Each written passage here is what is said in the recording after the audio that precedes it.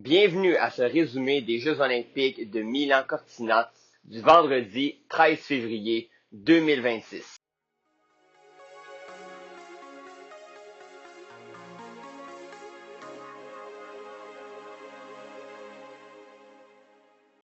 On avait droit à des compétitions de patinage de vitesse sur courte piste endiablées aux Jeux olympiques en Italie. On avait de nombreux espoirs de médailles avec entre autres William Danginou et Félix Roussel, mais malheureusement qui n'ont pas réussi à avoir un podium aux 1000 mètres. William qui était bien placé dans cette grande finale, malheureusement dans le dernier tour, n'a pas réussi à maintenir son avance et n'a pas réussi à monter sur les trois premières marches du podium. Pour Félix, lui, a dû se contenter de la petite finale. Très dommage pour nos deux Canadiens.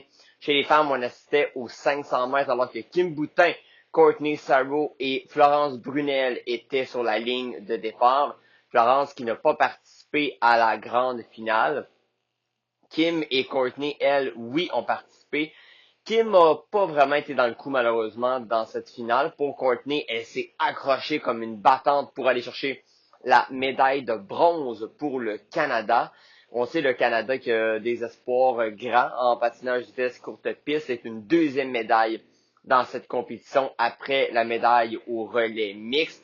Le Canada qui aimerait bien battre son record de tous les temps de 6 médailles au patinage de vitesse. Malheureusement, on va voir si ça pourra se réaliser dans les prochains jours, les compétitions qui vont reprendre dès demain, samedi, dans cette compétition. On avait de grands espoirs pour le king des boss, Michael Kingsbury. Malheureusement pour lui, il n'a pas réussi à remporter un deuxième titre olympique après celui de Pyeongchang en 2018. Il a dû se contenter de la deuxième place hier. A perdu contre l'Australien Cooper Wood. Kingsbury qui était premier avec un seul participant à faire et l'Australien qui malheureusement a une note égale à lui. Par contre, les juges ont jugé que en raison de la rapidité supérieure de l'Australien, eh bien celui-ci était déclaré vainqueur. On a vu Michael qui était pas très content, a lancé ses skis, mais il a réalisé quand même que c'était une quatrième médaille olympique, c'est extraordinaire. Très peu d'athlètes peuvent réaliser ça dans leur carrière. Et pour lui, c'était la dernière compétition individuelle de sa prestigieuse carrière sportive, ses derniers Jeux olympiques en Italie. Toute sa famille était présente, dont son nouvel enfant qui a 1 an. Et pour Michael, ben, c'est de réaliser le moment.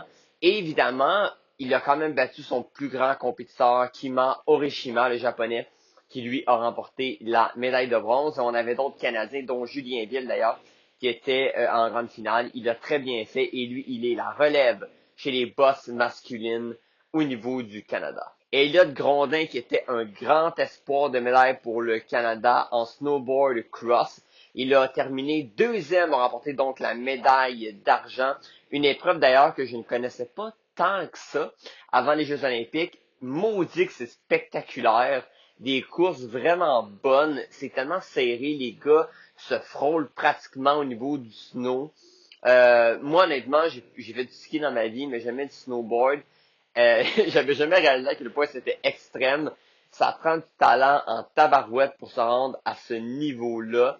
Et Elliott, eh bien, il l'a. C'est sûr qu'il visait la médaille d'or, mais c'est tout de même une belle deuxième place pour lui. Il était vraiment proche de remporter le titre olympique. C'est sûr qu'il y a toujours une déception quand tu penses pouvoir gagner puis tu finis à la deuxième place. En même temps, pour lui, c'est quand même de réaliser que deuxième place au monde, c'est pas si mal. Et pour le Canada, ça a été une troisième médaille hier dans cette journée, qui fut une réussite selon moi quand même.